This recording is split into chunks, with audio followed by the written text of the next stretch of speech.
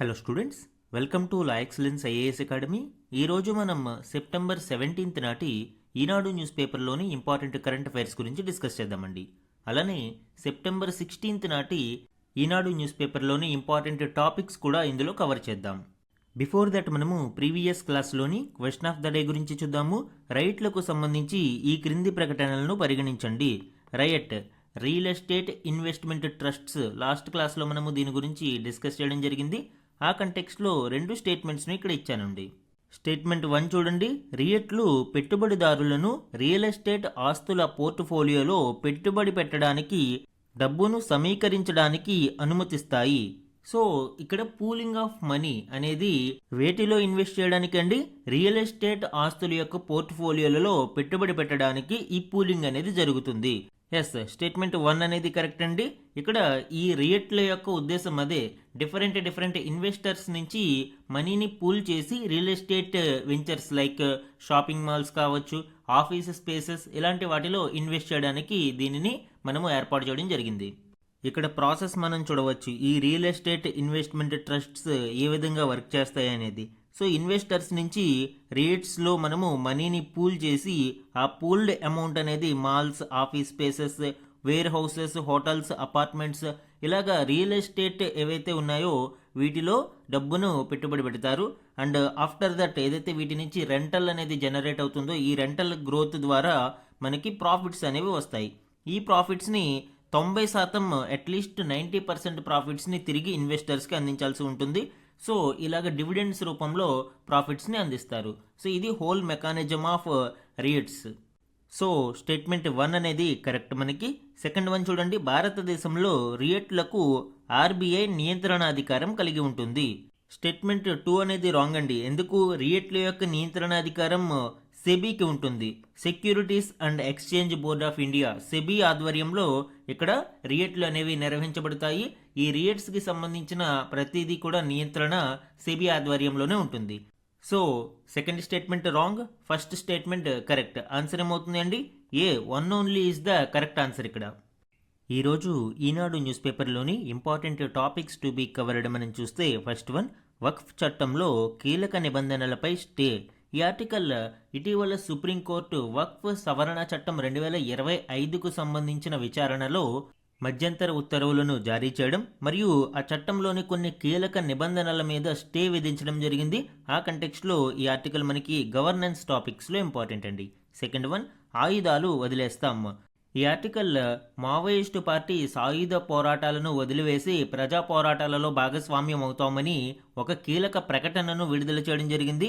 ఇది మనకి internal security అలానే గవర్నెన్స్ టాపిక్స్లో కూడా ఇది ఇంపార్టెంట్ అండి. థర్డ్ 1 భారత ముఖ చిత్రాన్ని మార్చే ఏఐ, ఆర్టిఫిషియల్ ఇంటెలిజెన్స్ ఆర్థిక రంగంలో ఏ విధంగా మారబోతుంది, దీనివలన భారత ఆర్థిక వ్యవస్థకు ఏ విధమైన ప్రయోజనాలు కలగనున్నాయి అని ఇటీవలి నీతి ఆయోగ్ నివేదిక వెల్లడించడం జరిగింది. ఇది మనకి ఎకానమీలో ఇంపార్టెంట్. ఫోర్త్ 1 అరబ్ నాటో అయ్యే పనేనా. ఇటీవల ఇజ్రాయెల్ ఖతార్ మీద దాడి చేయడంతో ముస్లిం కంట్రీలన్నీ ఖతార్లో ఒక సమావేశాన్ని ఏర్పాటు చేసుకున్నాయి. ఈ సమావేశంలో ప్రపంచంలో ఉన్న ముస్లిం దేశాలు అన్నీ కూడా ఒక సెక్యూరిటీ గ్రూప్గా, ఒక నాటో ఏదైతే ఒక సెక్యూరిటీ గ్రూప్గా ఉందో సో అట్లాంటి ఒక సెక్యూరిటీ గ్రూప్గా అరబ్ నాటో పేరుతో మళ్ళీ తీసుకురావాలి అని ఒక ప్రతిపాదన తెర మీదకు వచ్చింది. దీనికి సంబంధించి మనకి ఇంటర్నేషనల్ రిలేషన్స్లో ఇది ఇంపార్టెంట్. ఫిఫ్త్ 1 ఓజోన్ పొర మందం అవుతోంది. ఈ ఆర్టికల్ ఓజోన్ లేయర్కి సంబంధించి ఇటీవలి కాలంలో కొంత ప్రోగ్రెస్ అనేది మనం చూడవచ్చు. ఎస్పెషల్లీ వియన్నా కన్వెన్షన్ మరియు మాంట్రియాల్ ప్రోటోకాల్ కారణంగా ఈ ఓజోన్ లేయర్ అనేది క్రమేపీ పునరుద్ధరించబడుతుంది. సో ఇటీవల వరల్డ్ మెటీరియలాజికల్ ఆర్గనైజేషన్ కూడా దీనిని ధృవీకరించింది. ఆ కంటెక్స్లో ఇది మనకి ఎన్విరాన్మెంట్లో ఇంపార్టెంట్ అండి. ఇవే కాకుండా ఈరోజు Eenadu news పేపర్లోని other important current అఫైర్స్ని గురించి కూడా మనం డిస్కస్ చేద్దాం. ఈరోజు మన ఫస్ట్ ఆర్టికల్ చూడండి. వక్ఫ్ చట్టంలో కీలక నిబంధనలపై స్టే, సుప్రీంకోర్టు మధ్యంతర ఉత్తర్వులు, వక్ఫ్ చట్టాన్ని మొత్తంగా నిలువరించలేమని వ్యాఖ్య. సో ఈ ఆర్టికల్ మనకి వక్ఫ్ అమెండ్మెంట్ యాక్ట్ 2025కి సంబంధించి. దీనికి బ్యాక్గ్రౌండ్ మనం ఒకసారి చూస్తే ఇటీవల కేంద్ర ప్రభుత్వం వక్ఫ్ చట్టం 1995ని సవరిస్తూ ఒక సవరణ చట్టం అమెండ్మెంట్ యాక్ట్ని తీసుకురావడం జరిగింది. అయితే ఇందులోని కొన్ని నిబంధనలు ఆర్టికల్ 26ని వైలేట్ చేస్తున్నాయి అని సుప్రీంకోర్టులో పిటిషన్ దాఖలు చేయడం జరిగింది. ఆర్టికల్ 26 ఏం చెప్తుంది అండి? మత సంస్థల యొక్క ఏర్పాటు మరియు వాటి వ్యవహారాలకి సంబంధించిన ఫండమెంటల్ రైట్స్ గురించి డిస్కస్ చేస్తుంది. ఇందులో మత సంస్థలను ఏర్పాటు చేసుకోవడం, ఆస్తుల కొనుగోలు, నిర్వహణ వంటివి మనము ఈ ఫండమెంటల్ రైట్గా చూడవచ్చు. సో దీనిని ఇప్పుడు ఈ సవరణ చట్టం వైలేట్ చేస్తుంది అని సుప్రీంకోర్టులో దాఖలైన పిటిషన్ మీద సుప్రీంకోర్టు ఇంటీరియం ఆర్డర్ మధ్యంతర స్టే ఇవ్వడం జరిగింది. ఇందులోని కీ హైలైట్స్ ఇప్పుడు చూద్దాము. అసలు వక్ఫ్ అంటే ఏంటి? ముస్లిం చట్టాల ప్రకారం, షరియత్ల ప్రకారం ఎవరైనా ఒక వ్యక్తి ముస్లిం సమాజం కొరకు, అంటే ఎస్పెషల్లీ మదర్సాల కొరకు కావచ్చు, లేదా ధార్మిక సంస్థలకు కావచ్చు, విద్యా ప్రయోజనాల కోసం కావచ్చు, తన ఆస్తిలో కొంత దానాన్ని ఇవ్వడాన్ని మనము వక్ఫ్ అని పిలుస్తాము. ఈ వక్ఫ్ ప్రాపర్టీలు దేశవ్యాప్తంగా అనేకం ఉంటాయి. ఇవి ముఖ్యంగా మదర్సాల నిర్వహణ మరియు ధార్మిక కార్యక్రమాల కోసం దీని నుంచి వచ్చిన ఆదాయం అనేది వినియోగించబడుతుంది. ఈ వక్ఫ్ ఆస్తుల నిర్వహణ కోసం వక్ఫ్ బోర్డులు అనేవి ఏర్పాటు చేయబడతాయి. దీనికి మనకు అనేక చట్టాలు ఇంతకుముందు రూపొందించడం జరిగింది. అండ్ లేటెస్ట్గా 1995 వక్ఫ్ చట్టాన్ని సవరణ చేసి ఇప్పుడు 2025 చట్టాన్ని రూపొందించారు. అయితే ఈ కేసు విచారణ సందర్భంగా సుప్రీంకోర్టు ఏం చెప్తుందండి? రాజ్యాంగబద్ధంగా పార్లమెంటు ఆమోదించిన వక్ఫ్ చట్టాన్ని మొత్తంగా నిలువరించలేము అని సుప్రీంకోర్టు స్పష్టం చేసింది. అయితే అందులోని కొన్ని నిబంధనలపై మాత్రం స్టే ఇస్తున్నామని సోమవారం ఇచ్చిన మధ్యంతర ఉత్తర్వులలో పేర్కొంది. వక్ఫ్ సవరణ చట్టం 2025లోని అన్ని నిబంధనలపై స్టే ఇవ్వడానికి మాకు ఎటువంటి కారణాలు కనిపించలేదు. అందువల్ల చట్టాన్ని వ్యతిరేకిస్తూ స్టే ఇవ్వాలని చేసిన విజ్ఞప్తులను తిరస్కరిస్తున్నాము అని ప్రధాన న్యాయమూర్తి తెలిపారు. ఇక్కడ పిటిషన్ ఏం వేశారు అండి? పూర్తిగా ఈ చట్టంలో ఉన్న అన్ని నిబంధనలను తొలగించమని, వాటి మీద స్టే ఇవ్వమని ఇచ్చారు. అయితే సుప్రీంకోర్టు ఏం చెప్పింది? ఇంటీరియం ఆర్డర్స్లో కేవలం ఏవైతే కొంత ప్రాబ్లమాటిక్గా అనిపిస్తున్నాయో వాటి మీదనే స్టే ఇస్తున్నాము అని, అన్ని నిబంధనలకు స్టే ఇవ్వాల్సిన అవసరం ఇక్కడ కనిపించడం లేదు అని పేర్కొనడం చూడవచ్చు. సుప్రీంకోర్టు ఈ సవరణ చట్టంలోని కొన్ని నిబంధనల మీద స్టే ఇవ్వడం జరిగింది. సుప్రీం స్టే ఇచ్చిన నిబంధనలు ఏమేంటి అనేది చూస్తే, చట్టంలోని సెక్షన్ 3(1)(r) ప్రకారం 5 ఏళ్ల పాటు ఇస్లాంను అనుసరించిన తర్వాతనే వక్ఫ్ను ఏర్పాటు చేయగలరు. దీనిపై ఇప్పుడు సుప్రీంకోర్టు స్టే విధించింది. అంటే ఎవరైతే 5 ఏళ్ల పాటు ఇస్లాంని ప్రాక్టీస్ చేస్తారో వారు మాత్రమే ఈ వక్ఫ్కి సంబంధించి అర్హత కలిగి ఉంటారు అనేది ఇక్కడ ఇవ్వడం జరిగింది. అయితే సుప్రీంకోర్టు ప్రస్తుతానికి దీని మీద స్టే విధించింది. అదేవిధంగా నియమిత అధికారి నివేదిక ఇచ్చే వరకు ఆస్తులను వక్ఫ్ ఆస్తులుగా పరిగణించకూడదు అన్న చట్టంలోని నిబంధనపై ధర్మాసనం స్టే ఇచ్చింది. అలానే గవర్నమెంట్ ప్రాపర్టీస్కి సంబంధించి వక్ఫ్ ఆస్తిని ప్రభుత్వ ఆస్తిగా నియమిత అధికారి ధృవీకరిస్తే ఆ అధికారే రెవెన్యూ రికార్డులలో అవసరమైన సవరణలు చేయాలి అని, రాష్ట్ర ప్రభుత్వానికి నివేదిక అందజేయాలి అని చట్ట నిబంధనలలో ఉంది. అలానే ఈ చట్టంలోని డిస్ట్రిక్ట్ కలెక్టర్లకి ఇచ్చిన అధికారాలు, అడ్జుడికేటింగ్ పవర్స్ గురించి కూడా స్టే ఇవ్వడం జరిగింది అండి. ఇక్కడ ఈ చట్టం ఏం చెప్తుంది? డిస్ట్రిక్ట్ కలెక్టర్ ఏదైనా ప్రాపర్టీకి సంబంధించి అది గవర్నమెంట్ ప్రాపర్టీ అని డిక్లేర్ చేస్తే ఆ రెవెన్యూ రికార్డులలో మార్చే అధికారం కూడా కలెక్టర్కే ఉంటుంది. దానికి సంబంధించి ఆ మార్పులు చేసి రాష్ట్ర ప్రభుత్వానికి నివేదిక అందించాలి అని చట్టం చెబుతుంది. అయితే సుప్రీంకోర్టు ఏం చెప్తుంది? వక్ఫ్ బోర్డులోని ముస్లింల ప్రమేయం లేకుండా తీర్పునివ్వడం నిలిపివేయడం జరిగింది. అలానే ఇక్కడ ఏమైనా విచారణ చేపట్టాల్సి వస్తే ట్రిబ్యునల్స్ ద్వారా కానీ లేదా కోర్టుల ద్వారా కానీ సమస్యను పరిష్కారం చేసుకోవాలి అని కలెక్టర్కు అధికారాలు ఉండవని ఇక్కడ స్పష్టం చేయడం చూడవచ్చు. అదేవిధంగా ఈ మధ్యంతర ఉత్తర్వులలో ఈ నాన్ ముస్లిం రిప్రజెంటేషన్ ఇన్ వక్ఫ్ బోర్డుకి సంబంధించి కొన్ని కీలక నిబంధనలకి ఇక్కడ సుప్రీంకోర్టు క్యాపింగ్ లిమిట్ అనేది ఇవ్వడం జరిగింది. ఈ మధ్యంతర ఉత్తర్వుల ప్రకారం మొత్తం 22 మంది సభ్యులు ఉన్న సెంట్రల్ వక్ఫ్ కౌన్సిల్లో 4 మించి ముస్లిమేతరులు ఉండడానికి వీల్లేదు అని, అలానే 11 మంది సభ్యులు ఉండే రాష్ట్రాల బోర్డులలో 3 మించి ముస్లిమేతరులు ఉండవద్దు అని ఆదేశించింది. అంటే ఈ నాన్ ముస్లిం రిప్రజెంటేషన్ అనేది అలౌ చేస్తూనే దానికి కొంత పరిమితిని అనేది ఇక్కడ విధించడం చూడవచ్చు. ఇది మధ్యంతర ఉత్తర్వులు అండి. దీనికి సంబంధించిన తుది ఉత్తర్వులు వెలువడే వరకు ఇవి అమలులో ఉంటాయి. అండ్ ఫైనల్ జడ్జిమెంట్కి సంబంధించి ఫైనల్ ఆర్డర్స్ ఏ విధంగా ఉంటాయి అనేది మనము కమింగ్ క్లాసెస్లో చూద్దాం. మన నెక్స్ట్ ఆర్టికల్ చూడండి. ఆయుధాలు వదిలేస్తాం, మావోయిస్టు పార్టీ సంచలన నిర్ణయం, అభయ్ పేరిట ప్రకటన, సాయుధ పోరాటాన్ని తాత్కాలికంగా విరమిస్తున్నట్లు వెల్లడి, బస్వరాజ్ ఆలోచనలకు అనుగుణంగానే శాంతి చర్చలు అని స్పష్టత, సహచరులతో సంప్రదించేందుకు నెల సమయం ఇవ్వాలని విజ్ఞప్తి. సో ఈ ఆర్టికల్ మనకి భారతదేశంలోని లెఫ్ట్ వింగ్ ఎక్స్ట్రీమిజం గురించి, అలానే ఇక్కడ జరిగిన రీసెంట్ డెవలప్మెంట్స్ గురించి వివరించడం జరిగింది. ఇటీవలి కాలంలో ఈ లెఫ్ట్ వింగ్ ఎక్స్ట్రీమిజం అనేది భారతదేశంలో చాలా చాలా తగ్గిపోయింది. దీనికి గల కారణాల గురించి కూడా ఇక్కడ మనం చూద్దాం. Coming to the article, Maoist party సంచలన నిర్ణయం తీసుకుంది. ఆయుధాలను వదిలి సాయుధ పోరాటానికి తాత్కాలిక విరమణ పాటించాలని నిర్ణయించినట్లు ప్రకటించింది. భారతదేశంలోని పీడిత ప్రజల సమస్యల పరిష్కారం కోసం ప్రజా పోరాటాలలో పాల్గొంటామని కూడా పేర్కొంది. అంటే ఇక్కడ ఆయుధాలను వదిలేసి ప్రజా సమస్యల మీద ప్రజలతో కలిసి ప్రజా పోరాటాలు చేస్తాము అని అండ్ సాయుధ పోరాటాలను వదిలివేస్తామని ప్రకటించడం చూడవచ్చు. దేశ ప్రధాని ఆయుధాలను విడిచిపెట్టి ప్రధాన స్రవంతిలో చేరాలని నిరంతరం చేసిన అభ్యర్థనల దృష్ట్యా మేము ఆయుధాలను వదలాలని నిర్ణయించుకున్నాం. ఈ అంశంపై కేంద్ర హోంమంత్రి లేదా ఆయన నియమించిన ప్రతినిధి బృందంతో చర్చలు జరపడానికి మేము సిద్ధంగా ఉన్నామని ఈ ప్రకటనలో పేర్కొన్నారు. అయితే తమకు 1 నెల రోజుల సమయం కావాలి అని, పార్టీలో ఈ అంశాన్ని మరింత చర్చించి జైళ్లలో ఉన్న తమ సహచరులతో కూడా చర్చించిన తర్వాత దీనికి సంబంధించిన పూర్తి వివరాలను అందిస్తామని కూడా ప్రకటించారు. అసలు లెఫ్ట్ వింగ్ ఎక్స్ట్రీమిజం అంటే ఏంటి? ఇది ఒక సాయుధ తిరుగుబాటు. భారతదేశంలో ఒక ప్యారలల్ గవర్నమెంట్ని స్థాపించాలనే ఉద్దేశంతో దీనిని ఎస్టాబ్లిష్ చేయడం జరిగింది. 1967లో నక్సల్బరీ, వెస్ట్ బెంగాల్లోని నక్సల్బరీ ప్రాంతంలో మొదటిసారిగా ఈ సాయుధ తిరుగుబాటు పురుడు పోసుకుంది. దీనినే ఇక్కడ మనము నక్సలిజం అని లేదా మావోయిజం అని పిలుస్తూ ఉంటాము. 2004లో ఇది ఒక మావోయిస్ట్ పార్టీగా కూడా అవతరించింది. సో ఇలాగా ఇది ఒక రెడ్ కారిడార్ని ఏర్పాటు చేసుకుంది. రెడ్ కారిడార్ అంటే ఏంటంటే ఇక్కడ చూడవచ్చు. సో ఈ ప్రాంతాలన్నీ కూడా ఈ సాయుధ తిరుగుబాటుదారులకు ప్రధాన స్థావరాలుగా ఆశ్రయం ఇస్తూ వచ్చాయి. దీనినే రెడ్ కారిడార్ అని పిలిచేవారు. దీనిని మనము సింపుల్గా పశుపతి టు తిరుపతి అని పిలిచేవారండి. అంటే నేపాల్లోని పశుపతినాథ్ టెంపుల్ నుంచి తిరుపతి బాలాజీ టెంపుల్ వరకు ఉన్న ఈ కారిడార్ ఏదైతే ఉందో ఈ ప్రాంతాలలో లెఫ్ట్ వింగ్ ఎక్స్ట్రీమిజం ప్రాబల్యం చాలా ఎక్కువగా ఉండేది. అయితే ఇటీవలి కాలంలో ప్రభుత్వం చేపట్టిన అనేక చర్యల ఫలితంగా ఈ లెఫ్ట్ వింగ్ ఎక్స్ట్రీమిజం అనేది తన ప్రభావం కోల్పోతూ వచ్చింది. ఇది వరకు అంటే 2013లో సుమారు 182 జిల్లాలలో ఈ లెఫ్ట్ వింగ్ ఎక్స్ట్రీమిజం ఉంటే ఇప్పుడు కేవలం 18 జిల్లాలకు అది పరిమితమైంది ఏప్రిల్ 2025 నాటికి. ఏమి చేంజెస్ మనము దీనిలో చూడవచ్చు? ఎస్పెషల్లీ ప్రభుత్వం అటు అగ్రెసివ్ అప్రోచ్తో పాటు ఇటు కన్స్ట్రక్టివ్ విధానాల ఫలితంగా ఈ ఎక్స్ట్రీమిజం అనేది తగ్గుముఖం పట్టింది. ముఖ్యంగా ఇంటర్నల్ సెక్యూరిటీ, అంతర్గత భద్రతను కాపాడడం కోసం సాయుధ తిరుగుబాటుదారులను అణిచివేసేందుకు ఆపరేషన్ కౌగార్, అలానే ఆపరేషన్ బ్లాక్ ఫారెస్ట్ లాంటి వాటిని చేపట్టి చాలా మంది ఈ సాయుధ తిరుగుబాటుదారులను అణిచివేయడం జరిగింది. దానితో పాటు గిరిజన యువత ఎస్పెషల్లీ ఈ సాయుధ తిరుగుబాటుదారులకు ఇన్ఫార్మర్స్ గాను లేదా వారికి సహాయం చేయడానికి ఉండేవారు.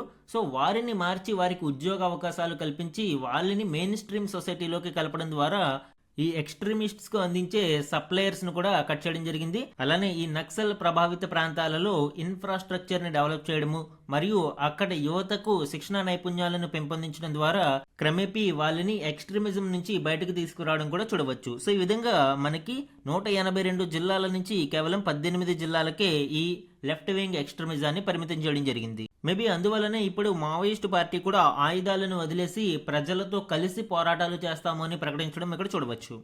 మన నెక్స్ట్ ఆర్టికల్ చూడండి. భారత ఆర్థిక ముఖ చిత్రాన్ని మార్చే ఏఐ, జీడీపీకి అదనంగా 52 లక్షల కోట్లు 2035 కల్లా సాధ్యం, నీతి ఆయోగ్ నివేదిక. ఈ ఆర్టికల్ ఇటీవల ఏఐ గురించి భారతదేశ ఆర్థిక వ్యవస్థ ఏ విధంగా మారబోతుంది అనేది నీతి ఆయోగ్ నివేదిక విడుదల చేయడం జరిగింది. ఆ నివేదికలోని కీలక అంశాలను ఈ ఆర్టికల్లో చర్చించడం జరిగింది. ఇందులోని కీ హైలైట్స్ ఇప్పుడు చూద్దాం. ఈ ఆర్టికల్ ముఖ్యంగా వచ్చే 10 ఏళ్లలో ఏఐ బూమ్ గురించి, అలానే ఏ రంగాలలో ఇది తీవ్ర ప్రభావం చూపించగలుగుతుంది అండ్ ఏ జాబ్స్కి ఇది ప్రతికూలంగా ఉండనుంది అనేది వివరించారు. అలానే ఈ కృత్రిమ మేధను సరియైన దిశలో మనము వాడుకునే విధంగా ఒక కోడ్ను రూపొందించాల్సిన ఆవశ్యకత గురించి కూడా ఈ ఆర్టికల్ వివరించారు. ఇక్కడ చూడండి, అన్ని రంగాలలోనూ కృత్రిమ మేధను అందిపుచ్చుకోవడం పెరుగుతున్నందున 2035 కల్లా భారత జీడీపీకి అదనంగా 500 నుంచి 600 బిలియన్ డాలర్లు అంటే సుమారు 44 లక్షల కోట్ల నుంచి 52 లక్షల కోట్ల వరకు యాడ్ అవుతుంది అని నీతి ఆయోగ్ నివేదిక అంచనా వేస్తుంది.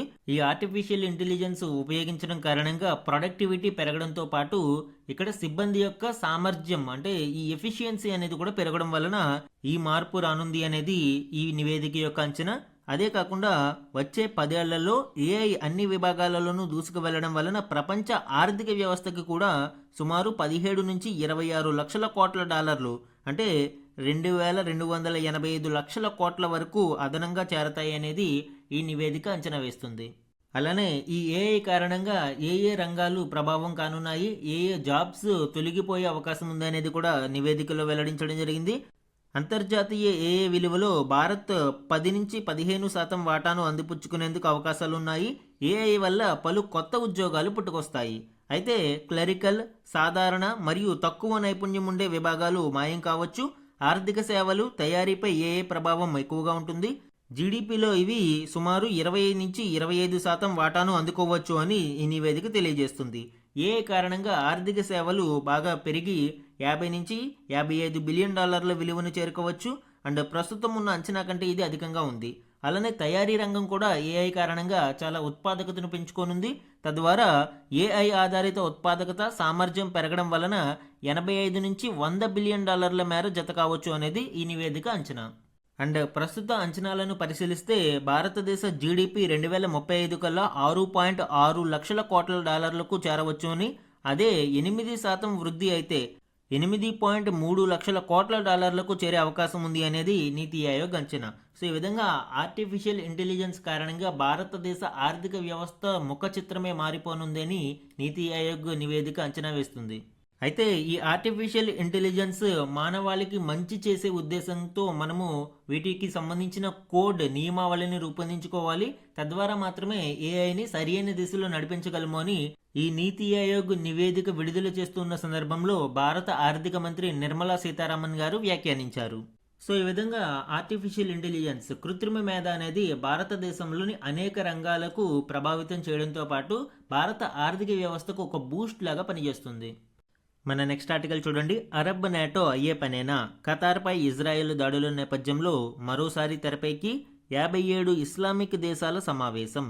ఈ ఆర్టికల్ ఇటీవల ఖతార్ మీద ఇజ్రాయెల్ దాడులు చేయడం అండ్ ఆ నేపథ్యంలో 57 ముస్లిం దేశాలు ఖతార్లో సమావేశం అవడం, నాటో లాంటి ఒక కూటమిని ముస్లిం దేశాలు అన్నీ కూడా ఏర్పాటు చేసుకోవాలి అని ఒక ఆలోచనను తెర మీదకు తీసుకురావడం చూడవచ్చు. దీనికి సంబంధించిన డీటెయిల్స్ ఇప్పుడు చూద్దాం. ఇప్పటి వరకు తమ స్వీయ ప్రయోజనాల కోసం ఎడముఖం పెడముఖంగా ఉన్న ఈ ముస్లిం దేశాలు ఇప్పుడు ఖతార్ మీద దాడితో ఏకతాటి మీదకి వచ్చే అవకాశం ఉంది. అందులో భాగంగానే ఇటీవల 57 ముస్లిం దేశాలు ఖతార్ రాజధాని దోహాలో సమావేశమయ్యాయి. ఏ ఒక్క ముస్లిం దేశంపై దాడి చేసినా అది తమందరిపై దాడి చేసినట్లేనని, సమిష్టిగా సమాధానం చెబుతామని గట్టిగా హెచ్చరించాయి. ఉమ్మడి రక్షణ కోసం అరబ్ నాటోను మరోసారి తెరపైకి తీసుకువచ్చాయి. సో ఈ అరబ్ నాటో అంటే ఏంటండి? NATO North Atlantic Treaty Organization. ఇది ఒక సెక్యూరిటీ ఆర్గనైజేషన్. ఇది 1949లో ఏర్పాటు చేయడం జరిగింది. ఇది ఒక ఇంటర్ గవర్నమెంటల్ మిలిటరీ అలయన్స్. అంటే అనేక దేశాలు, యూరోపియన్ మరియు నార్త్ అమెరికన్ దేశాలు ఇందులో సభ్యులుగా ఉంటాయి. ఈ కూటమిలోని ఏదైనా దేశం మీద విదేశీ దాడి జరిగినప్పుడు కూటమిలోని సభ్య దేశాలన్నీ కూడా ఒకే తాటి మీదకు వచ్చి ఆ దాడిని ప్రతిఘటిస్తాయి. దీనిని నాటో అలయన్స్ అని పిలుస్తారు. సో ఇలాంటి ఒక నాటో అలయన్స్ ని అరబ్ నాటో పేరుతో ముస్లిం దేశాలు అన్నీ కూడా ఏర్పాటు చేసుకోవాలి అని, ఒక దేశం మీద దాడి జరిగితే ప్రతి ముస్లిం దేశం కూడా దానిని ఖండించి ఆ దాడిని ఎదుర్కోవాలి అని ఈ అరబ్ నాటో యొక్క ప్రతిపాదనను ఈజిప్ట్ గవర్నమెంట్ తీసుకురావడం జరిగింది. అయితే ఇది ఎంతవరకు సాధ్యమవుతుంది అనేది చూడాలి. అయితే ఈ అరబ్ నాటో ప్రతిపాదన కొత్త ఏం కాదు. అరబ్ స్ప్రింగ్ తర్వాత కూడా ఇలాంటి ఒక ఆలోచన వచ్చింది. అరబ్ స్ప్రింగ్ అంటే మనకి ప్రజాస్వామ్య ప్రభుత్వాలు కావాలి అని అరబ్ దేశాలు, మిడిల్ ఈస్ట్ దేశాలలో ఒక ఉద్యమం జరిగింది. ట్యునీషియాలో మొదలైన ఉద్యమం క్రమేపీ Libya, Egypt, Yemen, Syria, Bahrain లాంటి దేశాలకు వ్యాప్తి చెందింది. ప్రజాస్వామ్య ప్రభుత్వాల కోసం ఈ ఉద్యమం ప్రజల్లోంచి పుట్టింది. ఈ సమయంలోనే దేశ రక్షణ కోసం ఒక అరబ్ నాటో లాంటి ప్రతిపాదన అనేది రావడం చూడవచ్చు. అలానే 2015లో మరోసారి ఇలాంటి ప్రతిపాదన వచ్చినా కూడా వివిధ కారణాలతో ఇది కార్యరూపం దాల్చలేదు. అయితే ఇప్పుడు ఇజ్రాయేలీ దాడి తర్వాత ఈ అరబ్ నాటో అనే ప్రతిపాదన కార్యరూపం దాలుస్తుందో లేదో చూడాలి. మన నెక్స్ట్ ఆర్టికల్ చూడండి. భారత్ అమెరికా మధ్య వాణిజ్య చర్చలు పునఃప్రారంభం. సో ఈ ఆర్టికల్ ఇండియా మరియు యుఎస్ఏ మధ్య జరుగుతున్న ట్రేడ్ డీల్కి సంబంధించిన చర్చల గురించి వివరించడం జరిగింది. మనకి తెలుసు, రష్యా యొక్క చమురును కొంటున్నామనే ఉద్దేశంతో భారత్ మీద అదనంగా 25% సుంకాలను విధిస్తూ టోటల్ 50% టారిఫ్స్ని అమెరికా అధ్యక్షుడు డొనాల్డ్ ట్రంప్ విధించారు. అయితే ఆ తరువాత అనేక పరిణామాల నేపథ్యంలో ఇప్పుడు ఇండియా మరియు యుఎస్ఏ మధ్య వాణిజ్య చర్చలు తిరిగి ప్రారంభమయ్యాయి. ఇప్పటి వరకు సుమారు 5 విడతలుగా ఈ చర్చలు జరిగాయి అండి. అయితే వివిధ కారణాల వలన ఈ ట్రేడ్ డీల్ అనేది ఫైనలైజ్ అవ్వలేదు. ముఖ్యంగా బోన్ ఆఫ్ కంటెన్షన్ మనం చూస్తే అగ్రికల్చరల్ ప్రొడక్ట్స్ ఏవైతే ఉన్నాయో ఈ అగ్రి ప్రొడక్ట్స్ అలానే జెనెటికల్లీ ఇంజనీర్డ్ ప్రొడక్ట్స్ భారతదేశంలోకి రావడం అంటే ఇంపోర్ట్స్ ఫ్రమ్ యుఎస్ఏ అనేది ఇక్కడ భారతదేశం మరియు అమెరికా మధ్య చర్చలలో ప్రధాన ఆటంకంగా ఉంది. ఎందుకు? అమెరికా యొక్క అగ్రి ప్రొడక్ట్స్ అనేవి చాలా సబ్సిడీస్తో కూడి ఉంటాయి. వాళ్ళకి ప్రభుత్వం నుంచి అధిక సబ్సిడీలు లభిస్తాయి. వాళ్ళు మెకనైజేషన్ ఎక్కువగా ఉపయోగిస్తారు, వ్యవసాయంలో యాంత్రీకరణ అలాంటివి. అలానే ప్రొడక్టివిటీ ఉత్పాదకత కూడా చాలా ఎక్కువగా ఉంటుంది. భారతదేశంలోని 1 హెక్టార్ ఉత్పాదకతతో పోలిస్తే అమెరికాలో ఉత్పాదకత 3 నుంచి 5 రెట్లు ఎక్కువగా ఉంటుంది. కాబట్టి ఈ అన్ని అంశాలను దృష్టిలో పెట్టుకుని ఈ అగ్రి ప్రొడక్ట్స్ విషయంలో భారతదేశం చాలా స్ట్రాంగ్గా ఉంది. భారతదేశం యుఎస్ఏ ప్రోడక్ట్లను ఇంపోర్ట్ చేసుకోవడానికి సిద్ధంగా లేదు. ఒకవేళ అలా చేస్తే భారతీయ రైతులు ఇబ్బందులకు ఎదురయ్యే అవకాశం ఉంది. సో ఇప్పుడు ఈ వాణిజ్య చర్చలు తిరిగి మొదలయ్యాయి. దీనిలో ఏమి నిర్ణయాలు వస్తాయనేది చూడాలి. 50% సుంకాలు విధింపు సముచితం కాదంటూ భారత్ వివరించింది అని ఒక అధికారి తెలిపారు. అండ్ పరస్పర ప్రయోజనకర రీతిలో ఈ ఒప్పంద చర్చలను ముగించాలి అని ఇరు పక్షాలు అంగీకరించాయని వాణిజ్య శాఖ తెలిపింది. అంటే ఇరు పక్షాలకి కూడా ఎటువంటి ఇబ్బంది లేకుండా ఈ వాణిజ్య చర్చలు ముగించాలి అని భావిస్తున్నారు. అయితే GTRI ఏం చెప్తుంది అండి? Global trade research initiative. So ఈ సంస్థ యొక్క అంచనా ప్రకారం భారత్ మీద విధించిన 25% అదనపు సుంకాలను తొలగించకుంటే ఇరు దేశాల మధ్య ద్వైపాక్షిక వాణిజ్య ఒప్పందం కుదిరే అవకాశం ఉండదు అని ఈ సంస్థ అభిప్రాయపడుతుంది. సో చూద్దాం దీనికి సంబంధించిన ఫర్దర్ డెవలప్మెంట్స్ ఏ విధంగా ఉండబోతున్నాయి అనేది. మన నెక్స్ట్ ఆర్టికల్ చూడండి. ఓజోన్ పొర మందమవుతోంది, శతాబ్ది మధ్య నాటికి 80లో ఉన్నట్లుగా మారుతుంది, ప్రపంచ వాతావరణ సంస్థ వెల్లడి. సో ఈ ఆర్టికల్ మనకి ఓజోన్ లేయర్ డిప్లీషన్ గురించి అలానే రీసెంట్ రికవరీకి సంబంధించిన ఇంపార్టెంట్ అప్డేట్స్ గురించి వివరించడం జరిగింది. దీనిలో మనము వియన్నా కన్వెన్షన్ అండ్ మాంట్రియాల్ ప్రోటోకాల్కి సంబంధించిన డీటెయిల్స్ కూడా చూద్దాం. ఈ ఓజోన్ లేయర్ అనేది మనకి స్ట్రాటోస్పియర్లో మనకు కనిపిస్తూ ఉంటుంది. ఇది సూర్యుని నుంచి వచ్చే ప్రమాదకరమైన అల్ట్రావైలెట్ రేస్ అంటే అతినీల లోహిత కిరణాలను అడ్డుకట్ట వేసి మానవాళికి ఇది చాలా ఉపయోగకరంగా ఉంటుంది. అయితే ఓజోన్ డిప్లీటింగ్ సబ్స్టాన్సెస్ అతిగా వినియోగించడం కారణంగా ఈ ఓజోన్ అనేది ఒక రంధ్రం ఏర్పడింది. ఓజోన్ హోల్ అని పిలుస్తారు. దీని కారణంగా ఓజోన్ అనేది క్రమంగా పలుచబడడం మొదలుపెట్టింది. ఒకవేళ ఇది క్రమేపీ పలుచబడి ఓజోన్ పొర మాయమైతే అతినీల లోహిత కిరణాలను డైరెక్ట్గా ఎదుర్కోవాల్సి రావడం కారణంగా మానవాళి అనేక ఇబ్బందులు ఎదుర్కొనేది. అయితే ఇప్పుడు ఒక గుడ్ న్యూస్ మనకి వరల్డ్ మెటీరియలాజికల్ ఆర్గనైజేషన్ ప్రపంచ వాతావరణ సంస్థ వెల్లడిస్తుంది. ఓజోన్ అనేది క్రమేపీ మందమవుతుంది అని, ముఖ్యంగా వియన్నా కన్వెన్షన్ మరియు మాంట్రియాల్ ప్రోటోకాల్ యొక్క చర్యల ఫలితంగా ఇది మనకి రికవరీ సాధ్యమైంది అని వెల్లడించింది.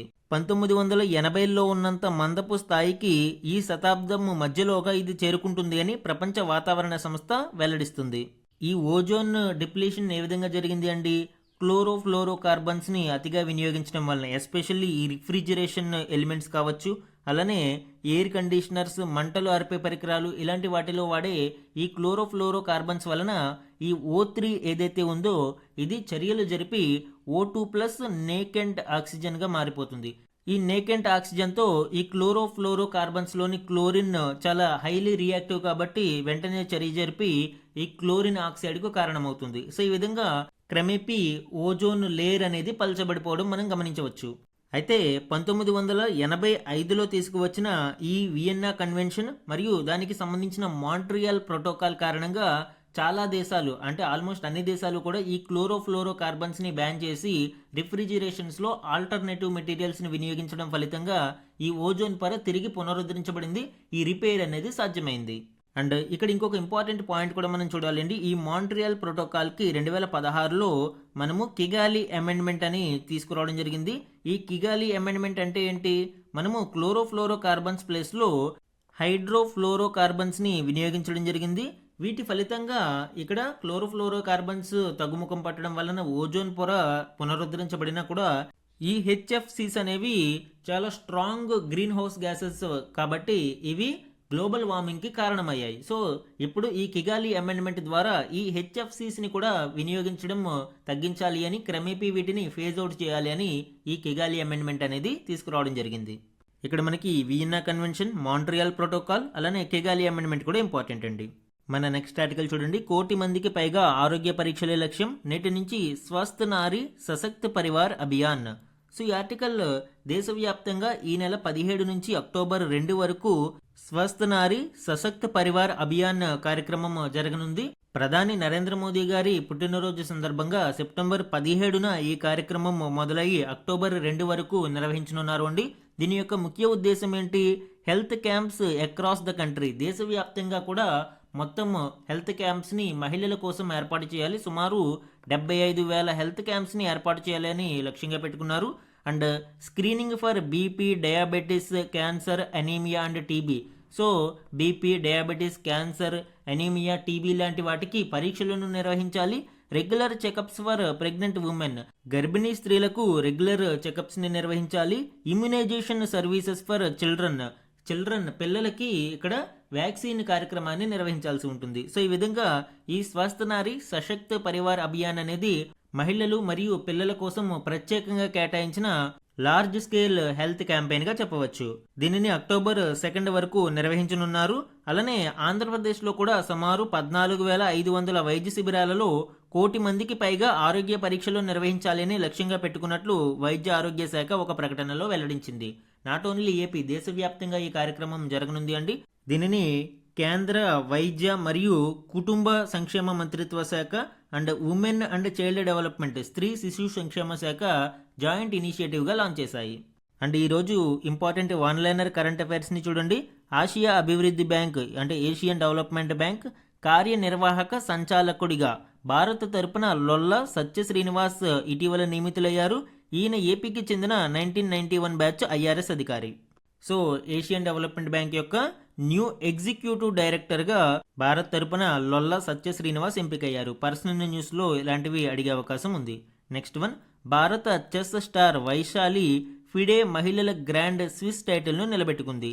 2025 సెప్టెంబర్ 15న సమర్కండ్లో జరిగిన మ్యాచ్లో తాన్ జియోంగితో ఆఖరి 11వ రౌండ్ను డ్రాగా ముగించిన వైశాలి 8 పాయింట్లతో అగ్రస్థానంలో నిలిచింది.